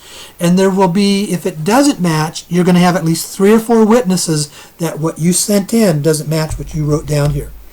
Everything is going to be counted at least 3, if not 4 times. When we take these, and then what we do, we will log you in, we will notify you that we have received you, we will send you an SKR receipt. All of that is laid out in the contract of the paperwork that you are signing, what the parameters are, what your protection is, what your rights are. But you need to know and understand we have the absolute right to refuse service to anybody.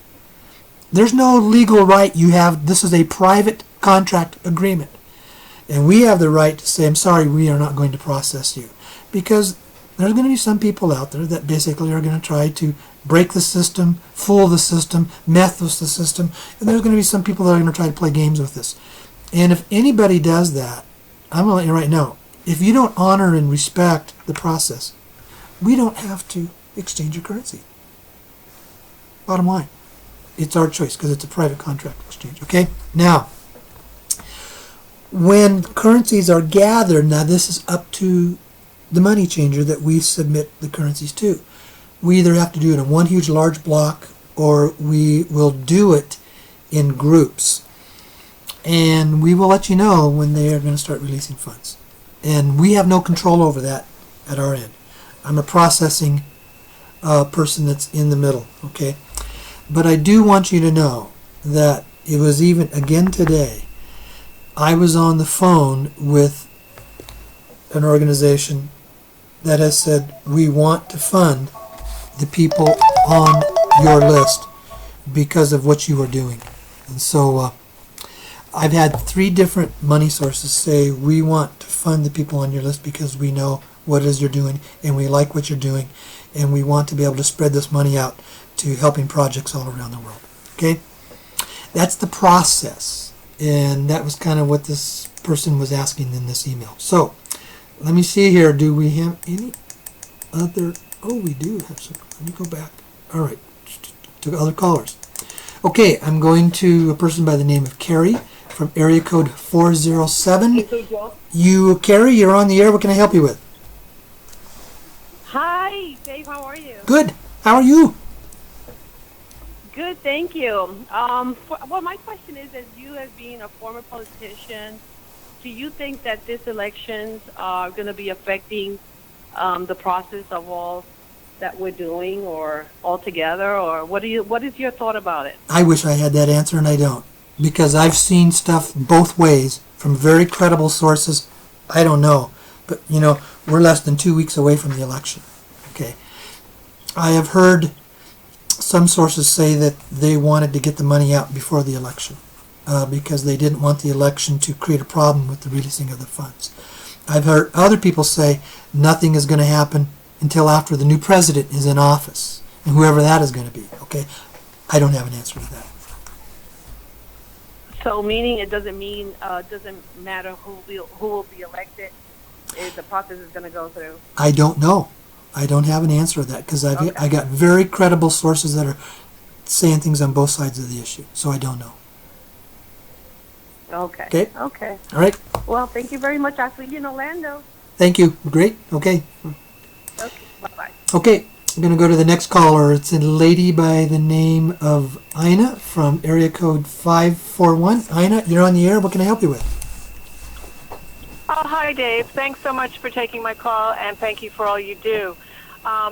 I just was interested in getting your opinion. I know the NDA is an essential part of the process, but I'm wondering, do you perceive there to be any risk for us, you know, the signees of the NDA in terms of, you know, I've heard stories from people where, you know, they say the government can come in and claw back your funds and say that you spoke of this when you really can't prove that you didn't. So I'm just kind of wondering, is the NDA directly with you? Does it have to do with any kind of government agency, Homeland Security, anything like that? The NDA is with me. Your NDA is with me. Okay. Not any government agency or anybody else or any bank or any funder. It is with me. I am the one who gets to decide. If you have violated that, I get to decide you're gone. There might be provisions in there that if you violate it too much, it's all going to be in the details. Here's what I can say. Once you've been given cash, that's not going to be taken back. We're not going to do that. But if you have some more coming, that would get stopped. We have the right of the project money and the escrow money, because that is never in your possession, to say you don't get to participate in that anymore. Okay?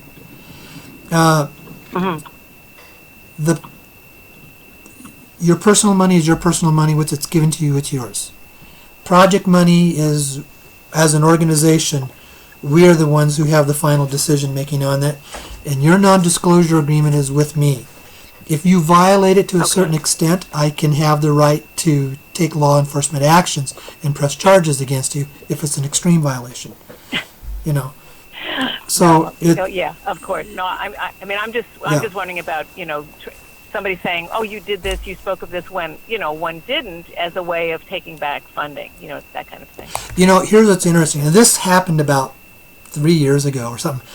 There was an NDA that was out there that started floating around, and somebody sent it to me, and they put in there all kinds of language, and I said, "No, wait a minute. I was a lawmaker for 12 years. I had a staff of around 25 attorneys, so I was working with lawyers and attorneys all the time. And I read this NDA and I thought, what a joke. They're trying to enforce this. It says that if this ever went into court, a judge would laugh at it because, see, remember, when you have a contract, it's always between at least two parties or any other sub-parties. And the issues have to be clearly defined about what are the requirements for both parties and what are the issues if it should be violated. And here's what they said in there. Should there be a violation of this non-disclosure agreement, there will be enforcement by Homeland Security. And I looked at that and says, who's Homeland Security? They didn't legally define that the Department of Homeland Security, an agency of the government of the United States of America. Homeland Security could be your neighbor next door who's running a little security business on his own. You know, you have to clearly define if there's an enforcement or the potential of anything to come against you in a negative manner. You have to clearly define who is that. So it was such a bogus NDA that they put out there, but it was creating so much fear in so many people because they didn't know how to read the legal language of a legal contract. And a non-disclosure agreement is a legal contract. So your non-disclosure agreement is with me. I am the one who would make the decision on did you violate or did you not, and then I have the right to say you don't get to participate anymore. So, yeah. Okay. So the people that signed an NDA with PIF shouldn't be concerned. Is that correct? What legal? First of all, let me say this. It's best that I don't even comment on anything about him. I'm not saying that positive or negative, and for legal reasons, it's best I just don't make a comment on that. That's your business with him. Okay. Okay. Okay. Yeah. Fair enough. All right. Thank you. Okay. Anything else? All right, great. Yeah. No, thank you so much for everything you do, and I'm the best. Okay. Thank you. All right, thanks. Okay. Bye. The next caller is a gentleman by the name of Willie from area code 954. Willie, you are on the air. What can I help you with? Hi, Dave. I thank you for taking my call. I'm so grateful to be in your list, in my humanitarian project list.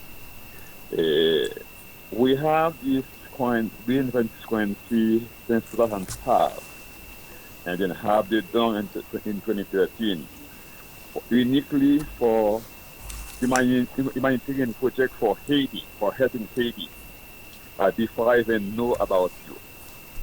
But now, we have more than different projects for different parts in Haiti. Is there will be a limit for the project, humanitarian project, for helping Haiti? My understanding is no, because we all know Haiti is a place that desperately needs help.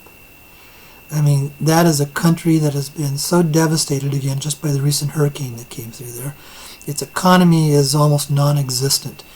And I would anticipate that that is a place that a lot of outside money is going to be poured in to help shift and change just the general living conditions in the country of Haiti. If you can show us in a business plan how you're going to spend the money, of course, why would we want to put a limit on how much can go into Haiti? Show us you can put it to work. Yeah. Display that it's going to be used wisely and in an efficient manner. And that would be probably one of the places we will continue funding to you if you are a viable source to move money into that country to fix the situations there. Because, I mean, the living conditions there are just deplorable. Absolutely horrible. My heart just goes out for those conditions that are in Haiti. So. As a former electrician, my number one goal is electricity. 2010, I went back to study renewable energy, to use the sun to make electricity. So we have to make energy solar for electricity in Haiti. Then agriculture, road, water, potable water, so a lot of stuff, housing, school, hospital. That's we have different projects. All things been listed on my plan. You know, Haiti is an example that we want to make sure that there's coordinated efforts because there might very likely be enough money where that is where we don't have to go to the old systems to build an electrical grid system throughout Haiti. Haiti could possibly be the example of a place that we can go in and put in what is called the free energy sources. And you don't have wires above ground, below ground, and you don't have wires running the electricity. They are using the new what is called free energy sources, that is just a simple box that goes up on the side of a house, and it can power that house for a year and a half. You know, Haiti would be the example where we can bypass all the old stuff. You know, it was interesting when I was in China, and I saw, especially in Shenzhen, this rapidly massive growing city that's one of the most modern cities in the world. You know, they bypassed the whole electrical systems that we had that were almost antiquated here in the United States in their electrical grid systems. Exactly. You know, and Yeah. a lot of our infrastructure here in the United States is way behind some of the things that's happening in the areas of China that are becoming very modern. So, yeah. And I think Haiti would take a coordinated effort through the government to say, here is the money. We are willing to come forward and put this together in a coordinated effort for you to completely change, you know, your standard of living in that country, and to bring in the most advanced infrastructure that we have available for electricity, for water, sewer systems, etc., and stuff like that. Yeah. I'm a U.S. citizen. Also, I'm a Haitian citizen. So my goal, I spend the money, I get a lot of loan. So by a lot of currency for doing this project. So I would be gladly to be in touch with you for the water system. You will have the technology you will have for the water, for the energy solar. So I'm in your list. I'm so glad to be able to talk to you tonight, and I'm so glad that will be a dream for me. Okay. Well, I know I'm not going to be the only one that's going to be funding all that stuff. There's others that, again, some of the large whales that are doing that as well. Okay. All right. Anything else, Willie? Oh, that's all for tonight. Okay. Great. Thank you. All right. Okay. Have a good evening. Okay. I've got about 12. Oh, there we go. I've got about 12 minutes left. Right now, I've got 2 callers, so I guess I can give them a little. I don't have to rush them through. We're going to go to a caller by the name of Blair from area code 438. Blair, are you on the air? What can we help you with? Hey, Dave. How you doing? Blair from Montreal. Hey, how are you doing, bud? How you doing? Yeah, glad to hear you again. So, yeah. How are you? I'm doing very well, thank you. Listen, I don't have a question as such as I have a comment that I'd like to make to our listeners, and it's basically a well-wishing thought. I am in a unique position in the project that I want to put out for my community, for my city, for my province, for my country, and the world. And this project is in the medical field. I don't know if you remember the details, but I came to a crossroads, Dave, in that my medical project is needed now. And I know that with the funding that I'll receive, it'll enable me to bring my project out and to the people who need it most. The crossroads is this. People who really understand what's about to happen to us and everything thereafter, my medical project will become obsolete. An example, let's just say, for example, I'm someone who wants to create the absolute best prosthetic leg, like the old bionic concept. I will spend millions and millions of dollars of research, R&D to get the best prosthetic that money and materials can buy. And all that will take maybe, let's just say, 2 years. And by the 3rd year, the product hits the market. And maybe, if I'm lucky, maybe 1,000 people, maybe 5,000 people will be able to use it because I'm giving it away for free. But in the long term, maybe by the middle of that 3rd year or by the beginning of the 4th year, we will receive technology that will make our bodies whole. So my thought is this. Do I still want to create the best prosthetic because I have the money and I can hire the best people?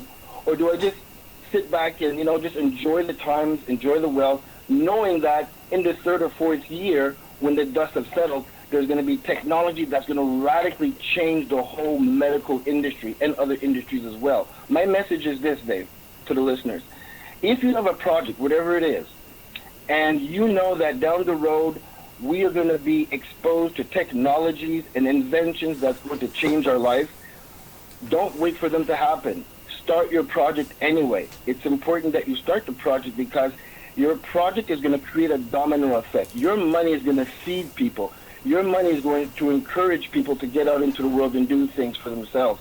So even though your bionic leg or your super amazing prosthetic leg may not get used as much as you would like it to, or be put out in the public as much as you'd like to, the journey to getting to building it, you change lives, you help people with their mortgages, you help people buy cars, you put kids through college. So the message is, do the project. Even though you know in the end your bionic prosthetic will be useless, do it anyway, because the domino effect will be beautifully positive. Mm-hmm. And Dave, that's my message. And thank you for being who you are, and thank you for everything that you do for us. I love you. Thank you, Dave. Thank you, Blair. You know, you do bring up a very good comment. And one of the reasons we want to have kind of a coordinated place for funding of projects, because there's going to be a lot of people who have the same ideas. And what they may not know is there are already scientific developments they're already 20 years behind some of the new stuff that's coming out. And we don't want to see the money wasted. And so, or what we might do is bring those people together to work on a coordinated project. Let me give one just little example of how money could be wasted. You know, I love where I live here in Sedona. I have already had probably somewhere between 30 and 40 people says, I'm going to come to Sedona and I'm going to set up a healing center. There's only 30,000 people that live here year-round. What you would find is massive duplication, and they would not have any clients, or they'd have to be doing all their business free just to provide the service. So that is some of the things that we want to make sure that we don't get duplication, or people aren't coming forward that we know the technology, somebody else is going to come forward that's going to replace them. The illustration was saying when the automobiles first started being invented, there was something like 15 to 20, if not 30 different companies that were making automobiles. And it came down to that only a few survived. Remember when laptop computers were first coming out and you had about 30 different choices to choose from? But today you only have about 4 or 5 different choices to choose from. See, we want to make sure that we're not going to be putting money into a company that's going to be obsolete in 3 to 4 years because they didn't have good management, they didn't have a good plan, they didn't have, a good marketing system to be able to make it be productive. Okay? And that's kind of, common sense. Okay? Blair, anything else? No, that was it, Dave, and that was a very good point that you also brought up. Duplication, triplication, quadruple, we have to also watch for that. Dave, thank you again, and thank you very much, and thank you for everything that you do. Okay, thanks. All right. Okay, I'm going to go to the next caller. Let's see, there it is. His name is Ken from area code 313. Ken, you're on the air. What can I help you with? Yes, how you doing, Dave? Yes. Yeah, I was actually calling. If we go through with the private exchanges, and I know you say that, I'm just thinking like hypothetically, like if something fall apart and stuff like that, is there ways, I heard you say in the past, like it depends on what part of the process it is to actually get your exchange, your money back or whatever. Is there ways to get it back just in case something don't go through and the contract don't get fulfilled? Absolutely. By the private exchange? If I receive your currency and if either I make a decision that you don't get to proceed, if I don't send it back to you, you've got basis to file a lawsuit against me. Why would I want to do that? Okay. First of all, I don't need your currency, okay? It's not about me. I don't need. Right. I'm going to have more money for myself than I can even think and imagine of. I'm here to help you. But if somebody comes through and violates the system, violates the process, violates the NDA, absolutely, we're sending their currencies back to them. I don't want to have it. I don't want to be in possession of it because then it just creates legal problems, okay? Up until the time, up until the time, now once the currency is submitted to the money changer and we no longer have it in our hands, you will find that the contract says that I have the right to refund to you the amount that you paid for the currency. As an example is, again, we take the dinar, it's roughly at about $25 for a 25K note.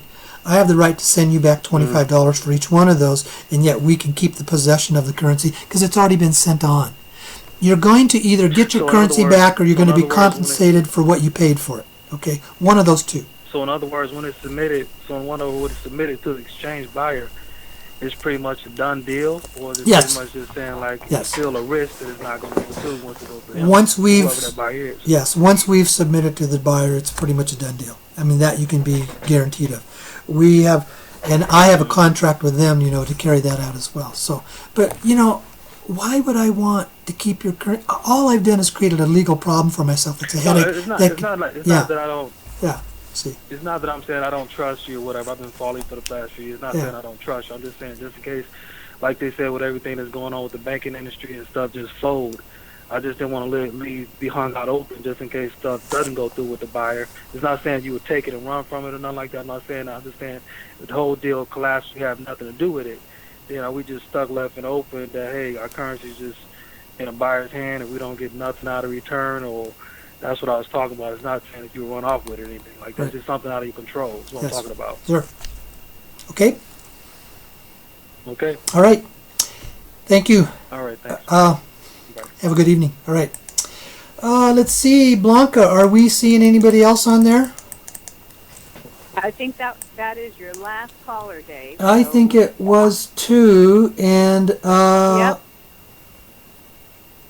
I am looking at an email. A lady says, "Why haven't you received your funds yet?" Well, I've been explaining that almost every week. Okay, no funds get released until the system is safe, and that is a decision that is being made at pay grades far, far, far above me, folks. I don't have anything to do with that. In fact, that's a decision that's being made above the pay grades of the money changers, of the pay grades above Hong Kong. I mean, what's been explained to me that there is one either individual or a group of people that are saying, okay, it's now safe to release it. It's not about necessarily that they're in control of the money. They are watching and observing the international political system, the ability for the cabal to interrupt and steal the money and stuff like that. So that's all that I can say about that. That's the bottom line, is why nothing has come forward. And my understanding is, though, that it is very close because Tier 1 and Tier 2 has already been paid.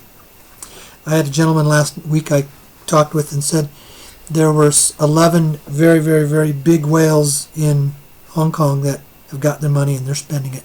And they even got their little black cards, the debit or credit cards that they can use to spend literally $100,000 with, So, yeah.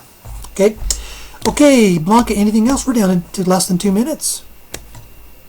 No, I think we're done with callers.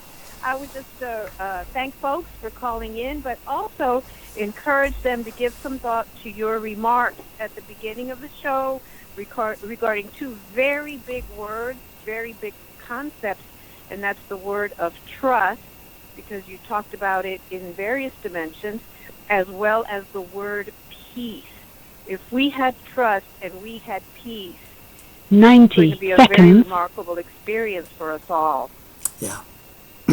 At the end of the day, it's not about the money. It's about us coming to understand who we truly are, where we believe in ourselves, that we trust ourselves. We know that we are divine beings inside, and we know that money is just a temporary illusion because none of it is real. And quantum physics is showing that very, very clearly. This world we live in is very much like the movie The Matrix. 60 seconds. It's just one huge, giant, frickin' holographic illusion, but we carry it out in our minds. And because we believe, and it's the power of human thought, because we believe that, then it becomes very real to us in our minds and emotionally. And that's what carries out what is called the running of the program that is inside of us. And life is learning how to step outside of that. Okay? Time to go, folks. Time to cue up the music and say thank you for joining us tonight here on the Sedona Connection. Would love to see you either in Santa Ana this weekend, Orlando 2 weeks after that, or back here on the program next week. Love all of you. Have an absolutely wonderful week. Thanks a lot.